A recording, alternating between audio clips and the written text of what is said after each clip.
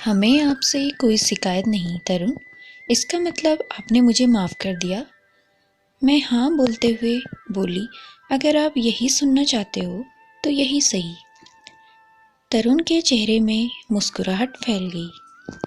ठीक है, तो हम आज से दोस्त हैं। आपको नहीं रखनी मत रखो, पर मेरी तरफ से तो मैं आपको दोस्त ही मानूंगा। और तरुण की दोस्ती कोई ऐसी वैसी नहीं। मैं जिससे दोस्ती करता हूँ उसे दिल से निभाता हूँ। किस्मत वालों को मिलती है मुझसे दोस्ती। मैं मुंह नीचे कर ये सब सुन रही थी। झूठ या सच ये तो पता नहीं, पर सुनकर अच्छा लग रहा था। हमने अपने नोट्स मांगे। अगर आपका काम पूरा हो गया हो तो हमारे नोट्स दे दीजिए। मैं भी प्रेजेंटेशन के लिए फाइल और कंप्यूटर पर पीपीटी तैयार करना चाहूँगी। तरुण उदास मुंह बनाते हुए, नहीं, अभी तो नहीं हुआ। कुछ हो गए रात भर जग के किए हैं, कुछ रह गए तबीयत भी ठीक नहीं है, कोई मदद करने वाला भी नहीं है। मैंने पूछा, कितना रह गया है तरुण? तरुण ने तपाक से बोला, बस 2 सब्जेक्ट का।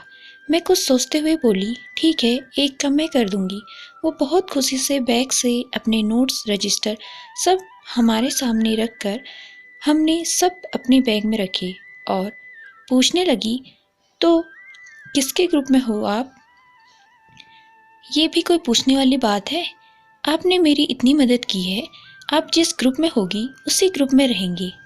तरुण हंसते हुए बोला, हम करते हुए देखते कल फाइनल होंगे ग्रुप। घर पहुंचकर मन ही मन बहुत खुश हो रही थी तरुण की बातें याद करके। हमें इतना महत्व किसी लड़के ने पहली बार दिया था। मैं देर रात तक जाग के तरुण के नोट्स बना रही थी। सुबह कॉलेज जाते हुए नेहा पूछने लगी, सांवरी तुम किस ग्रुप में रहोगी? मैंने बोला, अभी कुछ पता नहीं। तुम्हारे ग्रुप का पता चला कुछ? हाँ, हमारे तो पहले से ही फिक्स हैं। मैं, अंकित, गौरव, रीना और तरुण। तरुण का नाम सुन के मैं चौंक गई, पर सामान्य ही बन रही मैं। फिर बोली, अच्छा तो तरुण भी है? नेहा बोली, हाँ, मैंने और रीना ने उसके कुछ विषय के नोट्स बनाए थे, कुछ उसने खुद ही बना लिए। ये तरुण ने ही बोला। मैं रात भर जग के ये नोट्स लिख रही थी, जिससे हमारी तबीयत भी ठीक नहीं है, इसलिए हमने बना दिए नोट्स। मैं सब कुछ ध्यान से सुन रही थी। मैं अब तरुण को समझ चुकी थी। वो मतलबी और बस अपना काम निकलवाने वाला लड़का है। मन ही मन बहुत गुस्सा भी आ रहा था। कॉलेज पहुंचे। हमेशा की तरह मैं तेज कदमों से अपनी क्लास में जाने लगी। तभी तरुण की आवाज़ सुनाई दी। आवाज़ पास के क्लास से आ रही थी और, सांवरी से बहुत पड़ रही है तेरी। मैं अपना नाम सुन वहीं क्लासेस के ठीक बाहर ही रुक गई। तरुण बोला, वो अंधेरी बहन जी क्या बोल रही है? तुम लोगों ने अभी मुझको जाना ही कहाँ है? ऐसे सावरिया तो मेरे पीछे बावरी रहती है, पर मेरी वाली तो देखना ऐसे हटके होगी, सब देखते रह जाएंगे। तरुण का दोस्त बोलता है, तो फिर सांवरी से माफ़ी क्यों मांगने गया यार?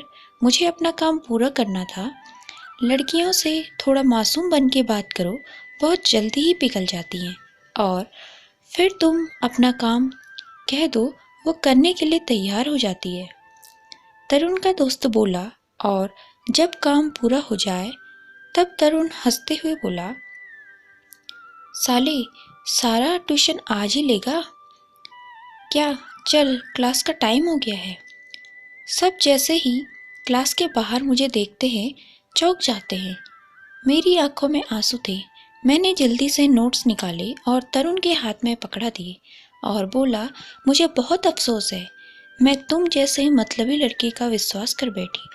अरे, काम तो मैं ऐसे भी कर देती, क्योंकि मैं तुम जैसी मतलबी नहीं।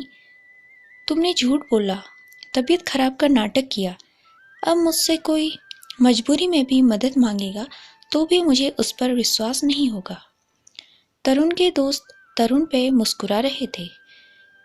जिसे तरुण चिढ़ गया, तब वो बोला, तुम अपने आप को समझती क्या हो? मुझ जैसा कोई लड़का तुमसे क्यों बात करेगा? अपनी शक्ल देखिए आईने में। तुमसे कोई भी बात नहीं करेगा। तुम्हें तो खुश होना चाहिए। मैंने फिर भी तुम्हें इतना टाइम दिया। मेरे आंसू जो आंखों में रुके थे, अब वो बाहर आके बहने लगे थे। मैं रोते हुए बोली, अगर दोस्त तुम जैसे होते हैं ना, तो मैं बहुत खुश हूँ कि मेरा कोई भी दोस्त नहीं है। इतना बोल के मैं अपनी क्लास में आ गई। क्लास में आके रोने लगी। इतना दुख, मेरी गलती क्या थी? मुझे किस बात की सज़ा मिल रही थी?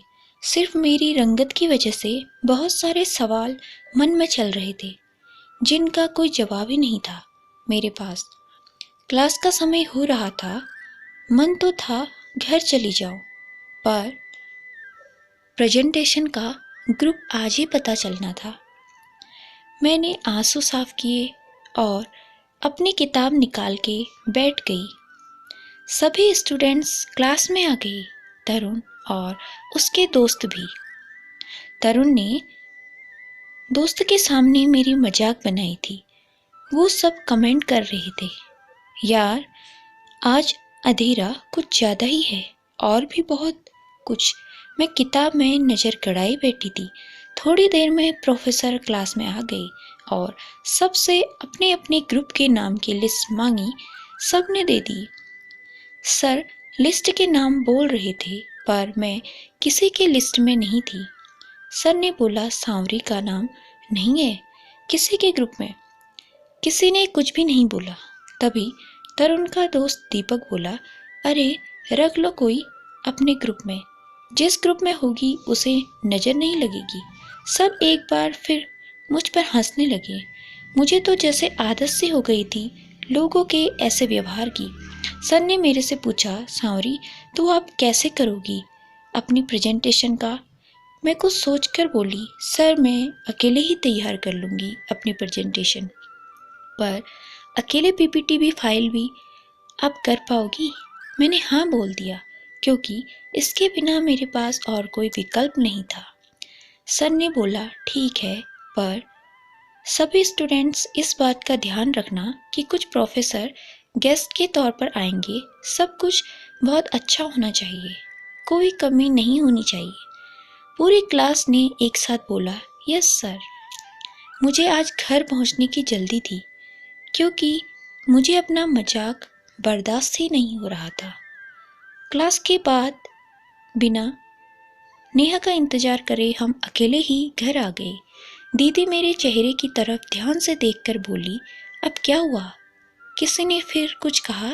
दीदी अक्सर मेरी सूजी आंखों से अंदाजा लगा लेती थी, जरूर कुछ हुआ है। मैंने ना मैं गर्दन हिलाई, बस तबीयत ठीक नहीं, हम कॉलेज नहीं जाएंगी। दीदी ने दोबारा पूछा, हो गया तुम्हारा? बताओगी कुछ? मैं दीदी के गले लग के रोने लगी। मेरे साथ ही ऐसा क्यों होता है? मेरी गलती क्या है? मैं सांवली हूँ, क्या ये मेरी गलती है? मैंने तरुण और प्रेजेंटेशन की सारी बात दीदी को रोते हुए बता दी थी। दीदी को तरुण पर बहुत गुस्सा आया। दीदी बोली, कल मैं उसकी शिकायत करूँगी। मैंने मना किया, पर वो नहीं मानी। वो बोली, मैं ज़रूर जाऊँगी, पर दीदी 6 दिन बाद प्रेजेंटेशन है, उसकी तैयारी करा दो, ये सब छोड़ो। दीदी ने कहा, वो सब मुझ पर छोड़ दो, मैं कॉलेज नहीं जाना चाहती थी। कुछ दिन उन सबको बिना देखे शांति से बिताना चाहते थे। मैंने 4 दिन की छुट्टी के लिए प्रार्थना पत्र लिखा। 5वें दिन रविवार और 6ठे दिन प्रेजेंटेशन थी। मैं नेहा को देने जा रही थी, जिससे वो कॉलेज में सर को दे दे, पर दीदी ने कहा, रहने दो, कल हम कॉलेज जाएंगे तुम्हारे तरुण की शिकायत करने के लिए, तब दे देंगे। दीदी हमसे 2 क्लास आगे दूसरे कॉलेज में पढ़ती थी। तो दोस्तों, कहानी का अगला भाग जानने के लिए हमसे जुड़े रहें, और अगर नए हैं तो चैनल को सब्सक्राइब करें। धन्यवाद।